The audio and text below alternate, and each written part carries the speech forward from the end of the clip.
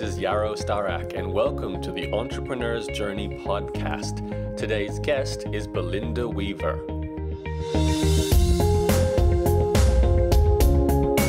Hi there, thank you for downloading this episode of the EJ podcast. Belinda, my guest today, is going to share with you a story that I think you will find very applicable, very realistic if you're currently in a full-time job and want to transition to having your own business and eventually your own business selling digital products online, which is exactly what Belinda did. She went from being employed to then becoming a freelancer to then switching again to selling her own online courses.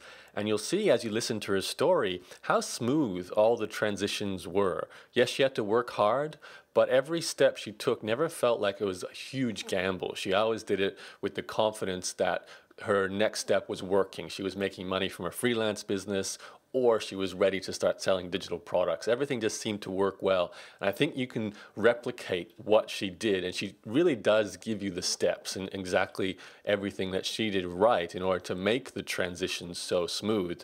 Also, what I love about this story is that she used a blog. She built a platform with a blog, an email list, and social media, everything that I'm teaching and doing and all my students are doing as well. And she used that as a tool for growing a freelance business and then as a tool for launching her digital product business as well. You can see it really was the secret, the heart and soul of why she's been able to have such a successful online business.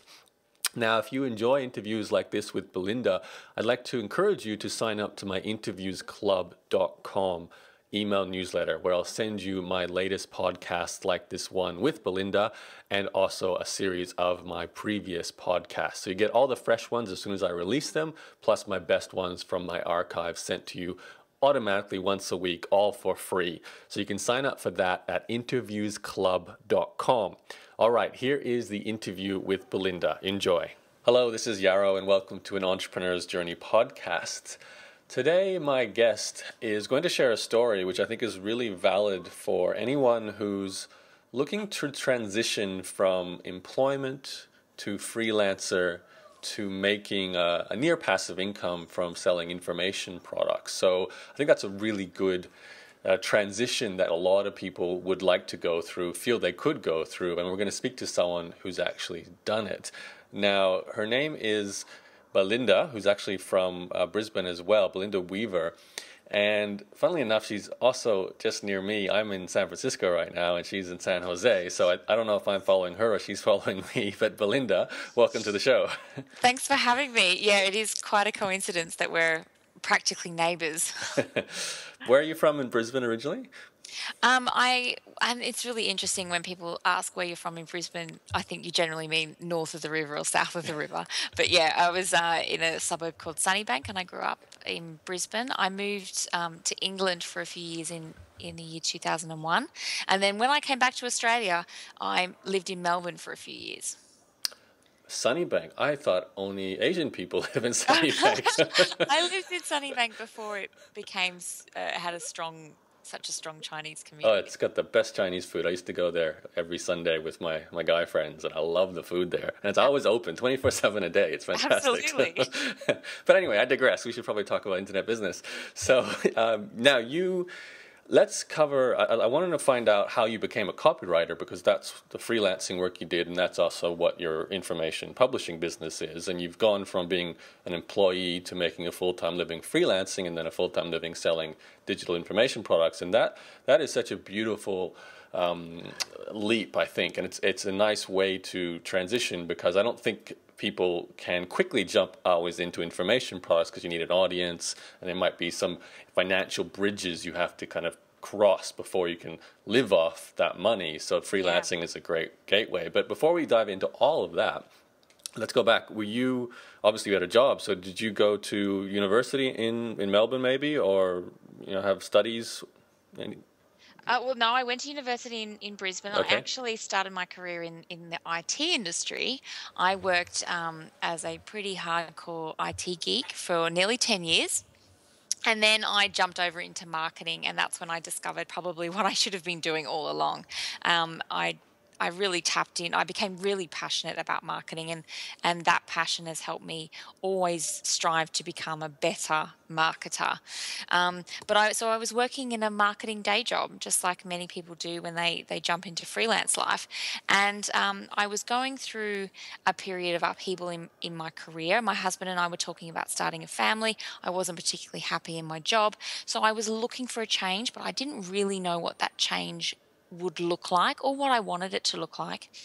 And I went to a one-day conference, and I heard a lady talking about copywriting, and I was interested in copywriting because I was writing copy every day. So I was very interested in what she had to say. And she wrapped up her presentation talking about the benefits of being a freelance copywriter. And quite honestly, I felt like lightning hit me. I didn't even know it was a thing that you could do full time.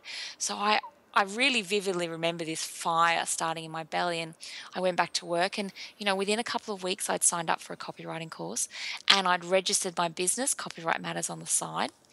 And I did the course. I started promoting myself. I started getting clients. And so I was working on the weekend and in the evenings, still while holding down my day job. And then within 6 months, I could pretty much cover my salary. So That's an amazingly fast success story. Do you remember what course it was you took? Whose course? it was through the Australian School of Copywriting. And I Okay. did their home study course. So I studied at home. I applied it at work. So, the copy I was writing in my marketing role improved. But then I also started getting clients through social media marketing, pretty much. And then little by little, it just kind of snowballed. So, Okay. Now, copywriting? I find is a very specialized form of writing. I actually don't enjoy it as much as obviously blogging. I find it. I don't know. It's getting better because I find it's getting closer to blogging in the sense that you're telling stories and you can get away with writing good stories as copy. But I think good copy is a lot tighter than that. This word selection is so critical, and there's so many yeah. nuances to it. So can you maybe explain, especially coming from working in marketing to then taking a course to then feeling like, and obviously being good enough to sell services, how big a leap was that from your writing prior?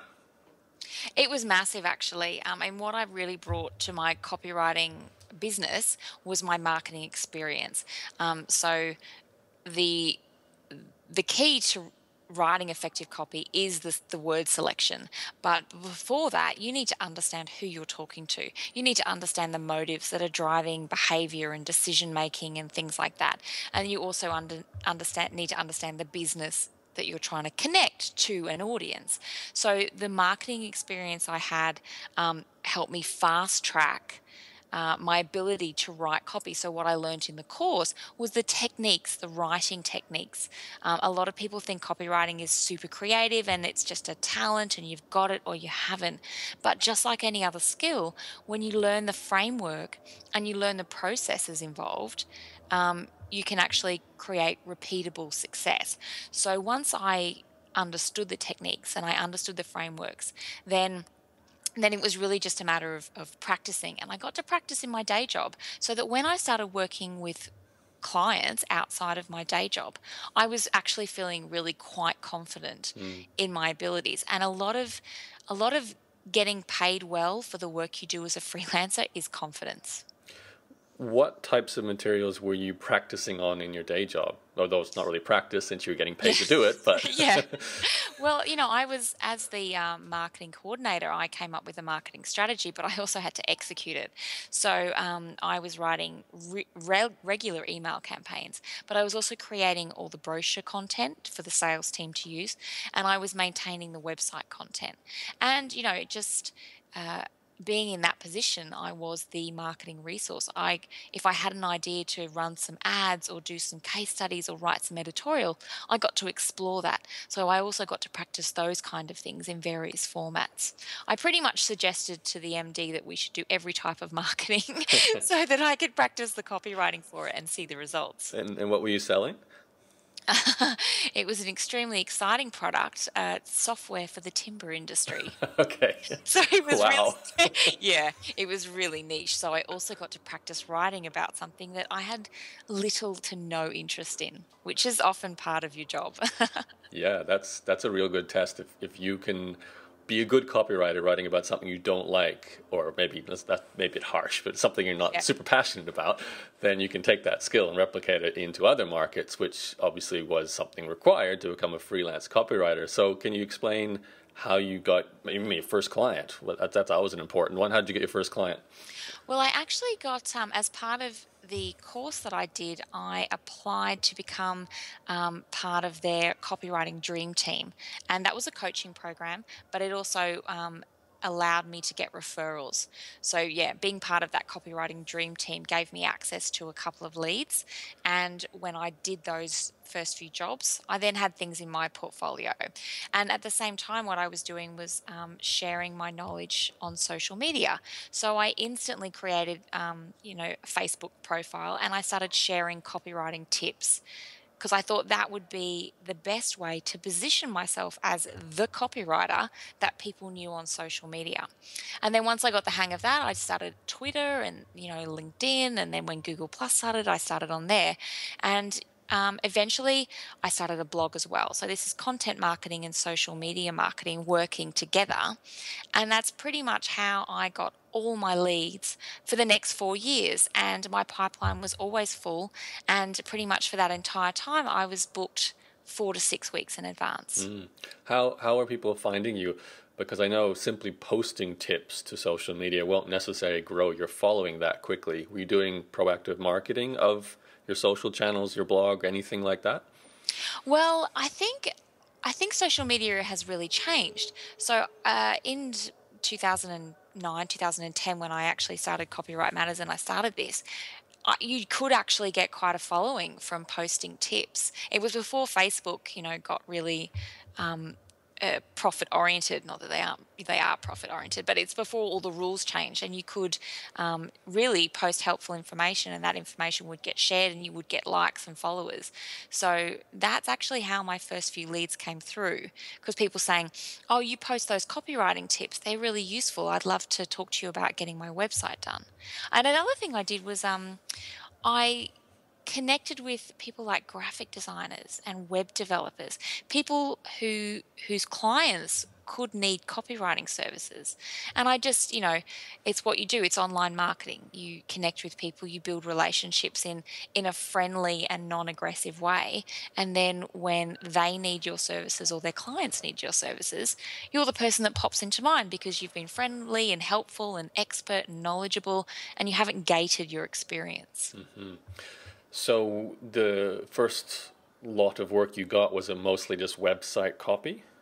Yeah, it was actually. I remember it specifically. Is that what you were going to ask me? I want to know the niches. I love hearing about the subjects that you write about.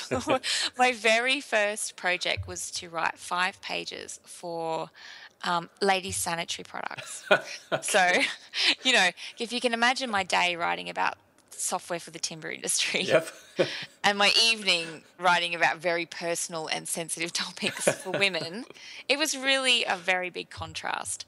But from there, one thing I decided was that I wasn't going to niche too early, because I didn't want to write about software coming from the IT industry. I'd had enough of technology and software. So I really wanted to leave my gates wide open for all sorts of industries. And in those early few jobs, I wrote about finance.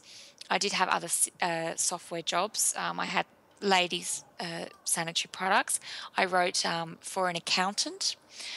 So, there was there was still quite dry topics. And one of the challenges was to bring heart into the brand. And that's one thing I tried to do, as I carved out my business, was try and inject personality into copywriting and into marketing, because a lot of businesses play it really safe. They're very conservative. So that was one way I tried to differentiate myself. Mm-hmm. How did you price? Since first time you freelance, it can be a big decision to determine how much to charge, especially for the different formats, like a website versus a landing page and a sales page and a brochure and so on. So how did you decide all that? Well, the first thing I did was choose an hourly rate, and it's, pricing is, there's a lot of science behind pricing, but I think when you start out, it's you just put your finger up in the air and you pick a number and you just see how it pans out. So, I discovered every copywriting rate card I could find from competitors around the world to try and get a feel for an average price for my experience level. And then I was given some advice: set your price and then add 25%, and you're probably about right. So I picked a rate for a medium experienced copywriter, and then I added a little bit. The challenge of setting project prices, which is what I did for my copywriting, so I would offer a fixed project price. The challenge was working out how long it would take me to do things. And with that, I just kind of estimated based on the work I'd been doing during the day. And each year I would review how accurate that was. And I would just refine my pricing. And then as I got busier, I got to up my rate because I was more experienced and I was more in demand. So that's, it's just, I think you've just got to keep reviewing what you're doing, reviewing how long it's taking you, reviewing what people are willing to pay. Another piece of advice I was given was if everyone says yes, your prices aren't high enough. So that was a bit of advice that led me to my first price rise. So how hard was it to get to a full-time income within 6 months, especially because you were working your full-time job? So you must have not have had a lot of spare time outside of these two roles you're performing if they were both making a full-time income for you.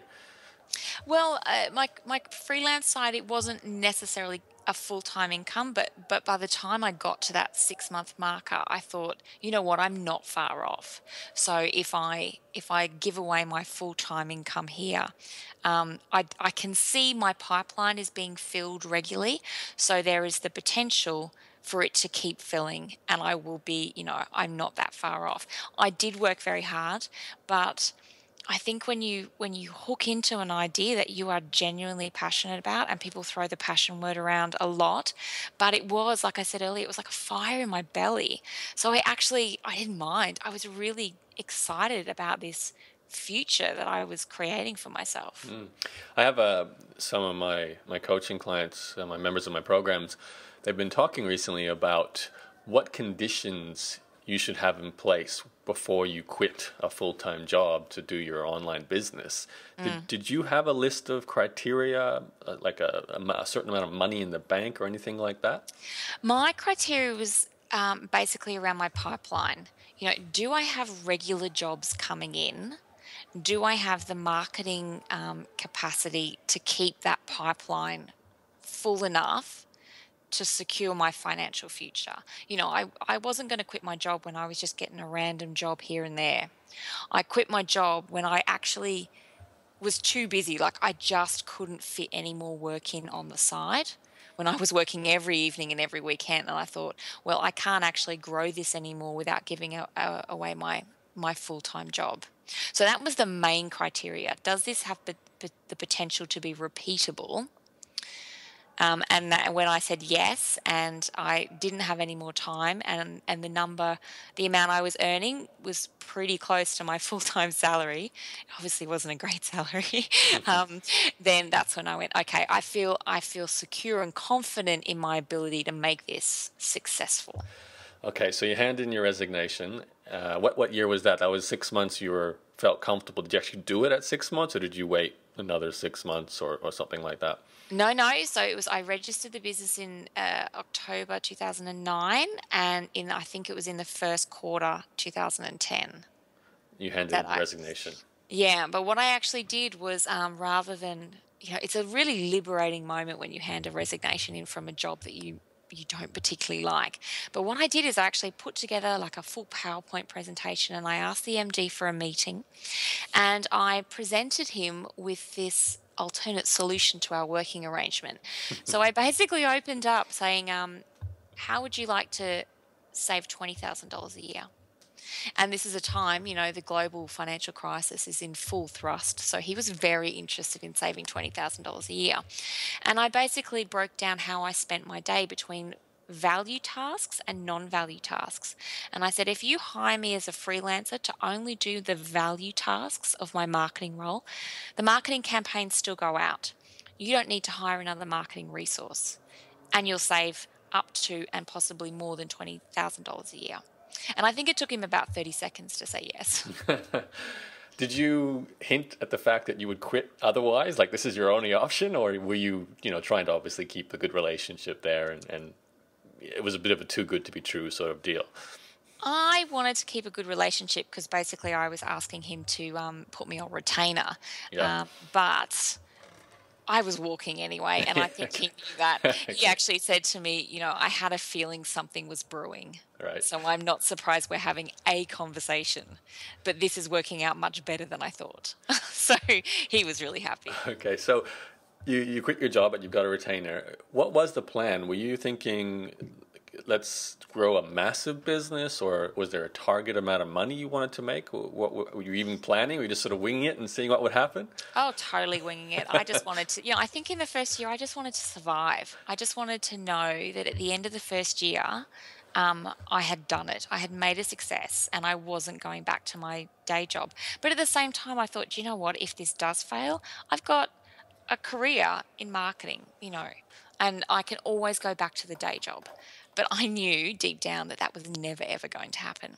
And then in year two, I wanted to grow my profits. So I wanted to become better. And, I upped my rates and I developed systems and processes to make everything more efficient. And then in year three, I started taking on subcontractors. So that's when I started getting ideas of growth beyond just me. And I started building a virtual team. Okay. So explain how does that happen? Because that's a difficult transition to make as a freelancer, because you're too busy doing the work to go through a hiring process. So how did you manage that? Well, it was actually like a lot of the changes I've made, or the opportunities that have come along. It's kind of serendipitous. For example, the first freelance writer that I began working with just contacted me and said, I read your blog all the time. I really love the way you write. I'm just starting as a copywriter, and do you have any time? I'd love to ask you some questions. And I'm always been more than happy to talk to people who are just starting out, because sometimes you just need a confidence boost, or one or two tips can really make a difference. And then we just became, we started chatting, and I saw some of her work and I asked her, look, do you need some jobs? I've often got jobs that I'm too busy to take on. So maybe we can work something out. And that's, when I got to 3 and 4, maybe at my max, I had 5 subcontractors that I regularly worked with. That's how they all started. They approached me. We started chatting. I looked at their work. I gave them a few trial jobs, and I paid them, of course. And then I just started giving them regular work. How does that work with your margins? Well, obviously, as they got better writers, as they became more successful and they got busier and they put their prices up, it reached a point where I was like, well, I can't give you any more work at your new prices, but I don't think you need the jobs from me now anyway. So I did always look at that. But the biggest challenge was, of course, the time I had to spend, because I still took the copywriting brief. It was all branded under Copyright Matters. I still took the client brief. I still did all the client liaison. I made sure the work was proofread. I did any editing that needed to be done. I captured the revisions. So what I discovered after that third year where I was working with these freelancers was that I was actually spending more time project managing than doing anything else. And that's when I started looking at the margins going, this actually isn't worth it. This is not a profitable way for me to spend my time. So did you adjust your plans for the future of your business, or what did you start thinking at that point? Well, yeah, I did. So I started... I stopped with the dream that I would have a harem of copywriters and I would kick back and smoke cigars on the beach somewhere, because I realized that's never happens. That's not how it works at all. And I just started paring back, and I started pulling back to me doing more of the writing. And I still kept a couple of writers for jobs because we'd worked really well together and I knew their style and they were much better writers and stuff like that. But I just generally pulled it back, and I realized that was not the business model that was going to take me through the next 5 or 10 years of Copyright Matters. So do you sort of resign yourself to the fact that I will be the writer and I'll make a good margin because I do the writing myself, and I can make a good income, but it's probably going to reach a cap at some point because you only can do so much work in a given day? Yeah, that's exactly right. And I started having, I started analyzing how much is enough. What does success look like? And what am I happy with? Like, do I need to grow for the sake of growth? And I was having those kind of conversations with myself. And I guess paring back my ambitions a bit, but balancing ambition with happiness. Right. Now, did you start, like, was family becoming, how do I say it? Did you start making babies? Yeah. Is that- Well, that's actually the next big change that happened right. because, in year 4, when I had kind of pared it back, then my husband and I did start the family. So it was a bit longer from that first initial thought. But we did have a baby in 2013, and that kicked off a whole another a series of questions I had to ask myself about how much time I had available because we also moved to America. We had a baby and we moved to America within about a 2-month period. She was just 8 weeks old. So I had a very brief maternity leave while I was packing up the house, and then we moved to America, and then I'm in a new country in a different time zone with an infant. And I'm still, I used to do my copywriting brief calls with clients when she was asleep, and it just became really difficult. So I started thinking to myself, how what is it that I want from this business? So I thought to myself, I'd be happy if I was just the writer, but suddenly I had less than half the time in the day that I had before. And the whole point of starting a business was to spend this quality time with this child.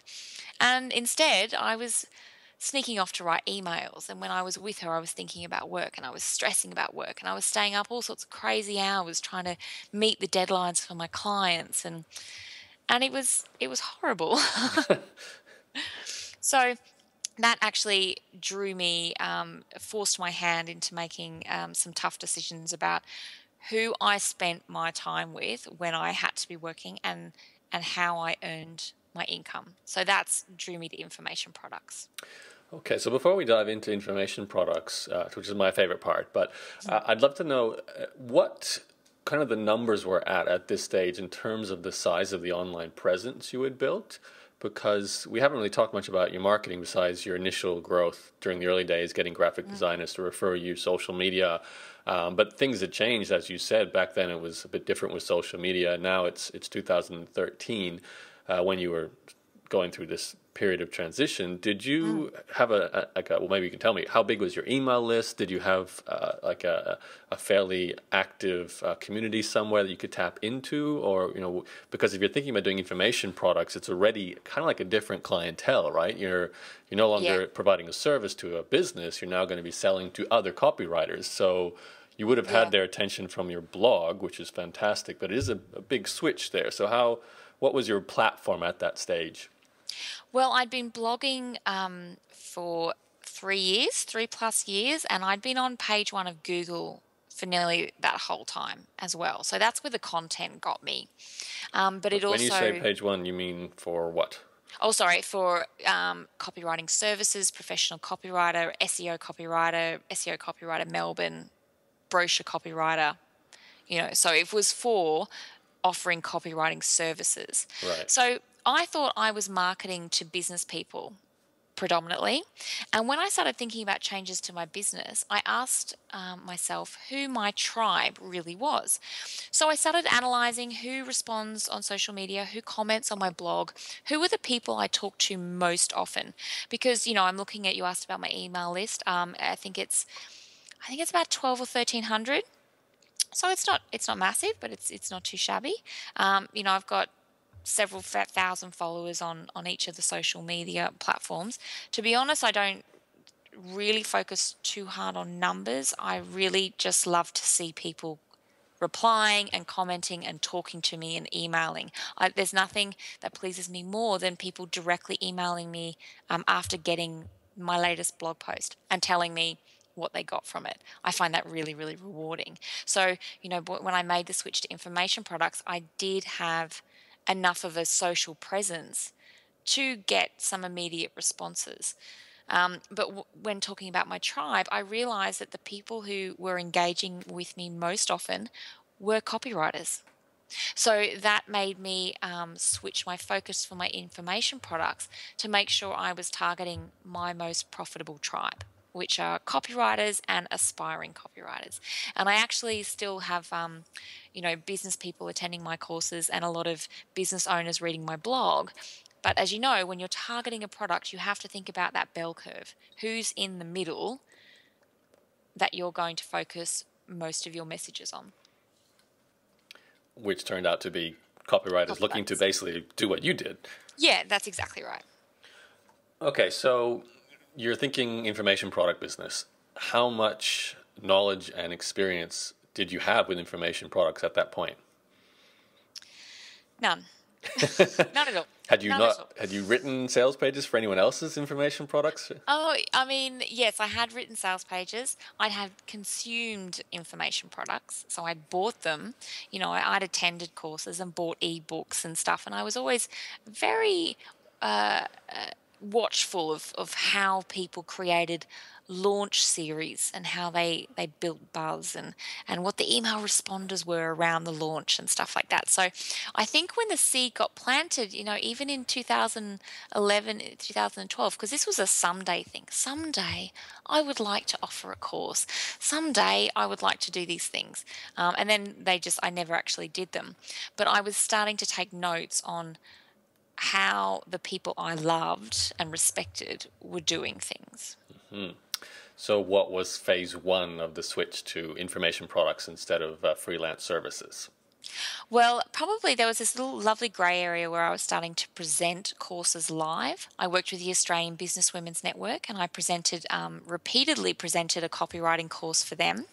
And I was also, I did some in-house copywriting training for some organizations, including, one called the Copywriters Collective. So I'd started training and teaching, but they were generally in these kind of live settings. So I knew I could do it, and I knew I was pretty confident I would get a good response because I had always got a good response from these sessions that I'd run. So the first process for me was to work out I did a bronze, silver, gold product structure. I spent a lot of time thinking about what might be the entry level, what might be my main product, and what might be the super duper platinum or gold version that I would try and work towards. So that was, a lot of time thinking. I was given a piece of advice that said your principal product should be priced about $2,000. And that was simply to make you create something good enough to charge that kind of price. So my course isn't that much, but that gave me the impetus to really create something of high value so that I didn't have to spend a lot of time on an information product that actually wasn't earning that much.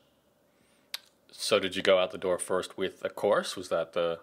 Yeah, that's exactly right. So my copywriting masterclass is the course that I offer, and that's my principal course. So I have some kind of lead-in courses that I've since created to create this kind of content ladder up to my principal course, my copywriting masterclass. And that's, that's a 3-month experience. All right. So that was your first one, though. So the copywriting masterclass was your first ever information product you sold. Yes. Okay. So can you explain, how did you do everything to do with it? Obviously, I know you could write the sales page for it, for one part of it.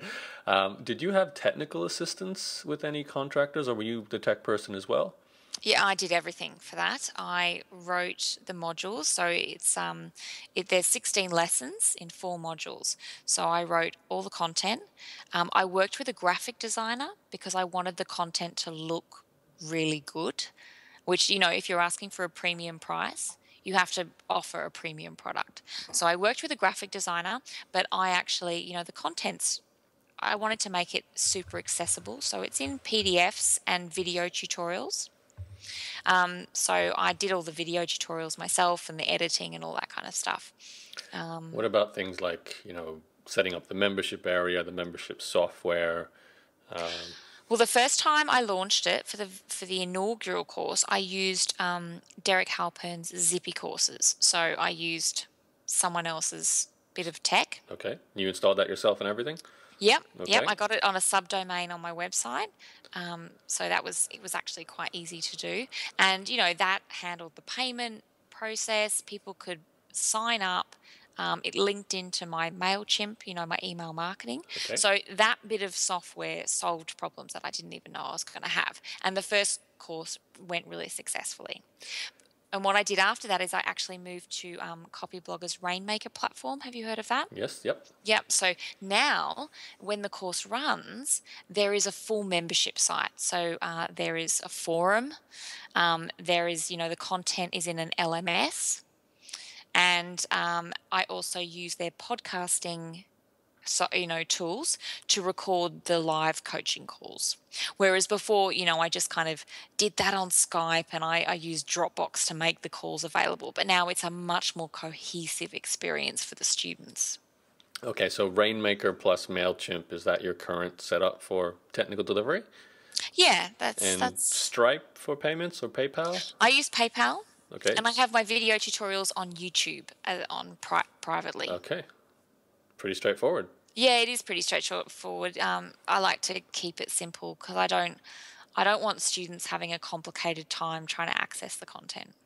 So when you first launched it, did you just say, hey, I've got a program, and you'd already created it, or did you do like a pre-launch, sell it, and then build it around the members? What I did is I started creating the content. So I decided to launch the course before I knew I wanted to launch it before Christmas, and this was last year. And I had a little baby and I had 4 sets of visitors coming from overseas within a 12-week period, and we were moving house. So that was all happening, and I decided I was going to write this 16 lesson course and take it live. So there was a lot going on. I had to be very focused. I became very focused on time management and very good at it as well. So what I did while I started writing the course, I created a pre-launch sign up on my old website, and I started promoting that. And I basically said, hey, I'm going to be launching a really, really fantastically awesome copywriting course. If you want to find out about it when it goes live, pop your name down and you'll be the first to hear about it. And then I had some emails going out to that list, keeping them updated, going, ooh, this is what the covers are looking like, and it's all coming together. And I got people excited and engaged with the content that was to come. And then I think I had like a little Q&A session as well, so I could find out what questions people wanted to know, and that helped me write the sales page. And basically what I did is I left enrollments open for a month and just kind of waited to see what would happen. But because I only marketed it to that list of people on the pre-launch list, I was only talking to people who were already interested. And I put a cap of 10 students on that first course, and it sold out. So I was really happy with that. Okay, so 10 students, I'm assuming that's not going to quite replace the freelance income you've got. That was like a test run. Yeah. So what happened next to expand it? And I haven't asked how much you charged it either. The course is $1,300. So the first 10 paid that as well, or was it? Yep, that's exactly right. So I think... I've been reading a lot recently about, building the course around the people, offering, say, like a demo version at a cut down rate and getting feedback on it and stuff like that. And I think that is a really strong strategy. I didn't do that. I went in saying, this is awesome. This is how much it is. And I thought, what, if no one buys it, then I'll adjust my strategy. But it sold out. So I went, okay, cool.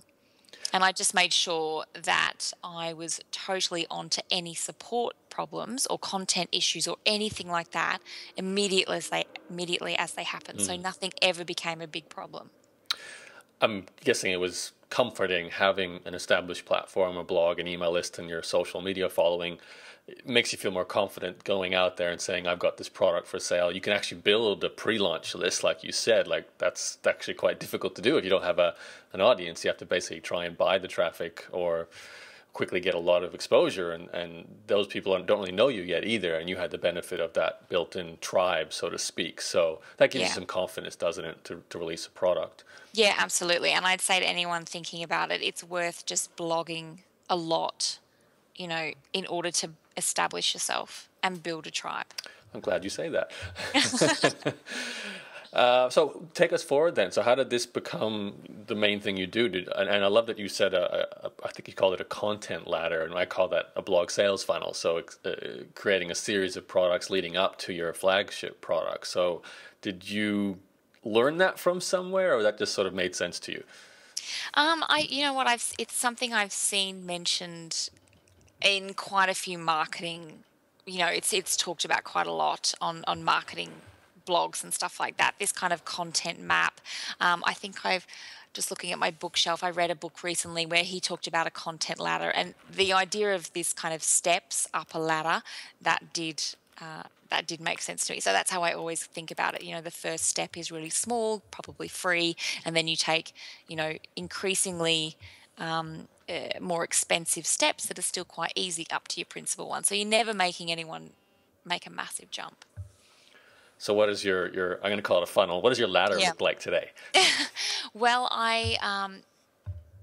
people start off generally by signing up to my blog, and they get a copywriting cheat sheet as just a thank you for signing up to the blog. And that has, 20 copywriting tips that will transform the way you write about your business. And within that cheat sheet, I link back to old blog posts and stuff like that. So that's an extremely useful download. But I follow it up with a free copywriting course. It's just 3 tips.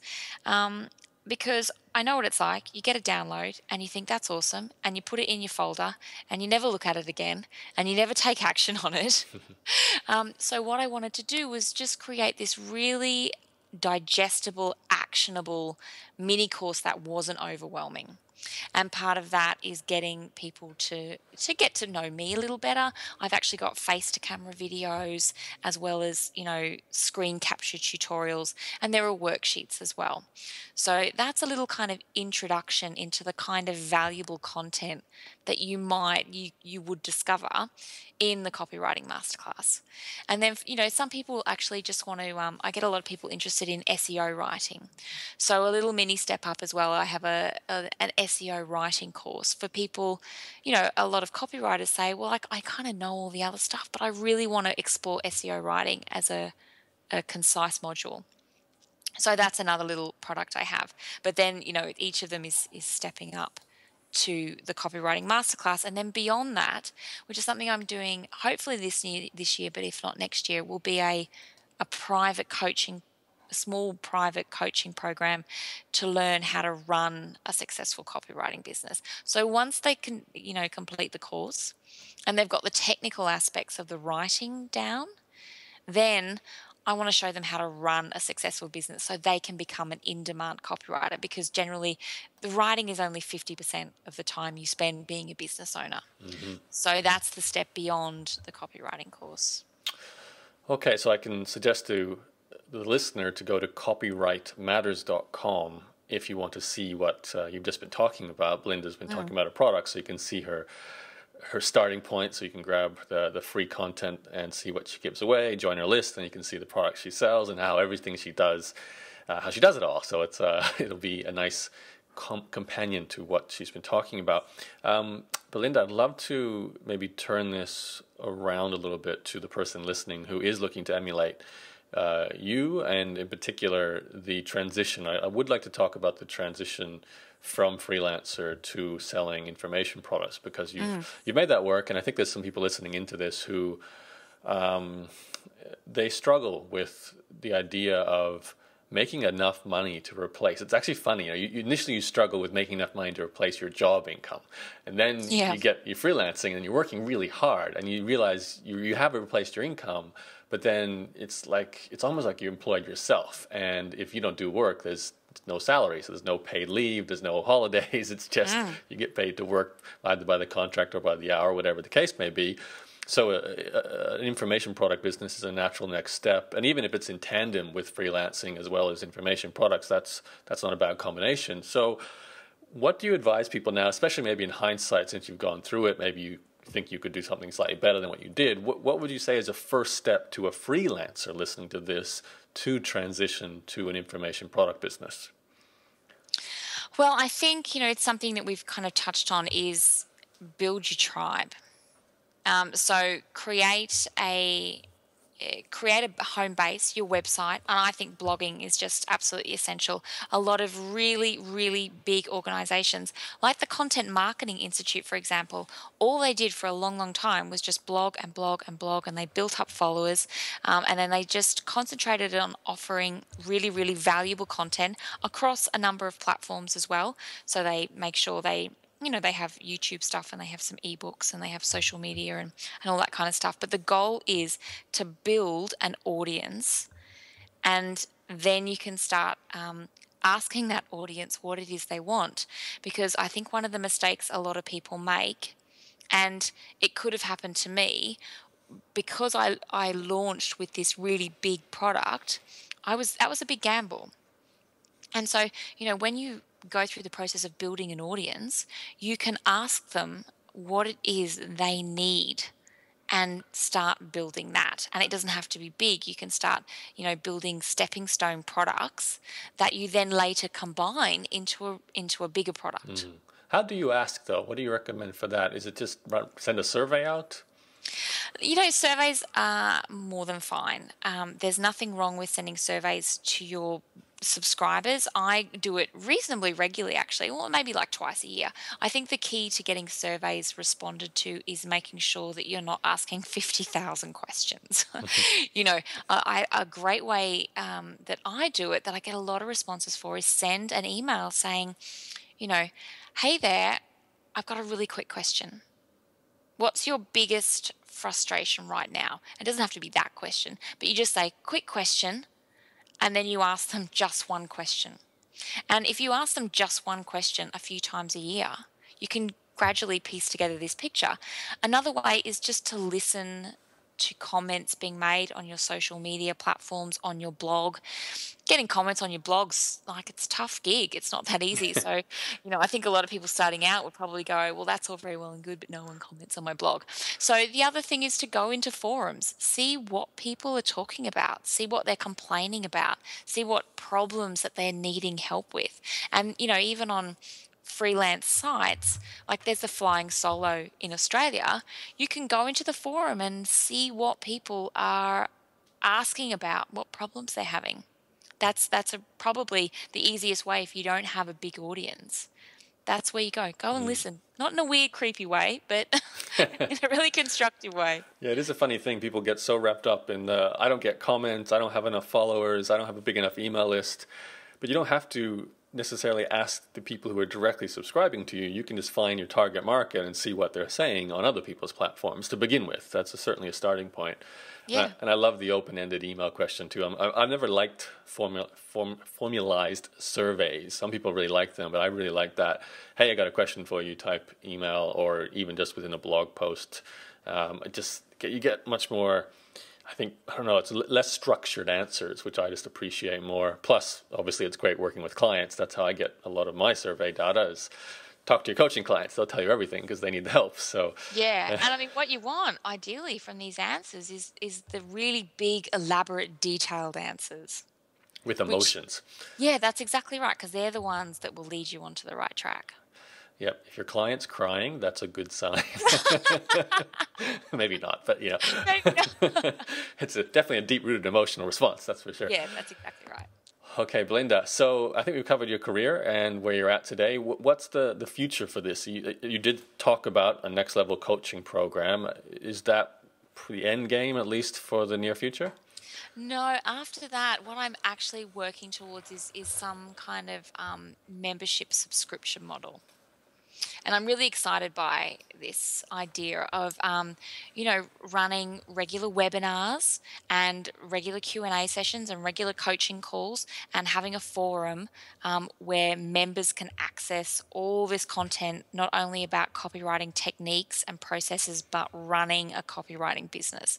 So at the moment, it's a big wibbly wobbly shaped thing in my brain. The Doctor Who quote right there. Yeah, you know it. But that's what I'm working towards. And, we're talking about recurring income, because running a course it's time consuming. If you want to run a good course and you want students to walk away feeling like they've got a lot of value, you have to dedicate time. So the next step will be a more recurring membership model. But I'm being kind to myself, because these decisions I have to make around a toddler, and I want to be there for her, and I want to be happy, and I want to actually have that little thing called a life that I read about sometimes. So being kind to myself and being balanced in my approach to work, saying that, well, I don't need to do it all this year. I think we're similar in attitudes, Belinda. I agree. It first comes health and relaxation and doing the work you enjoy doing because you want to do it, not just because you're going after bigger, better, an extra zero on your bank statement or whatever it is that a lot of people seem to fall for in the chase for more. So yeah, that's right. Just because everyone else is doing it, or just because someone's doing it, doesn't mean you have to do it. And you've got to be happy and mindful and present in your life. Agreed. And on that note, I think that's a great time to end. So copyrightmatters.com. Is there any other websites maybe you want to throw out your top social media, or is just Copyright Matters the place to go? I think copyrightmatters.com is the place to go. It's got everything on there. You can, if you search for Belinda Weaver or Copyright Matters on pretty much any of the big social media platforms, you should find me. My big ginger head seems to be everywhere some days. Yeah. And I pitch around on social media way too much. I think you have an interesting haircut by the looks of your About page. Is it still shaved down the half side? Yes, Is that? Yes, it's still shaved on the half side. You're a bit of a rock star, huh? It's my rebelling against mummyhood. Right. I'm sure your child one day may do the same to rebel against you. So, or maybe very proper haircut. Who knows? So I think this should go that way, because I've got tattoos and I've got the head shave and I've got some piercings. So I suspect she'll be ultra conservative to rebel. You're probably raising an accountant right now. So. Oh God. All right, Belinda, thank you for sharing your story. Good luck with the future of your online business. I love hearing everything you're doing, information products, and I pretty much am aligned with everything you're saying. So good luck with it all. And Thank you. yeah, thanks for having me. It's been great to chat. I enjoyed it too. And for all the listeners, thank you for listening in to both of us. You know where to go to get the show notes. So I'm going to put the links and everything. Well, actually, I won't. Narrowly, or my assistant will. And she'll put the links to Belinda's social media as well as her website and anything else we've talked about during this call. And you can get the transcript as well. So you can get that by going to entrepreneurs-journey.com or Googling my name, Yaro, Y-A-R-O, and you'll find it there. Belinda, thanks again. Thank you. It's been a pleasure. And we'll talk to everyone else very, very soon. Bye-bye. I hope you enjoyed that interview with Belinda. I really felt that was something that a lot of people can apply to their own situation.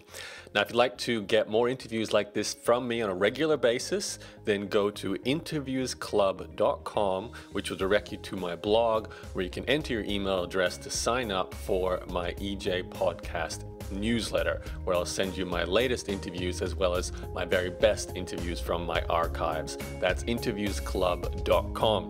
Okay, that's it for me. I'll speak to you again on the very next podcast. Thanks for listening. Goodbye.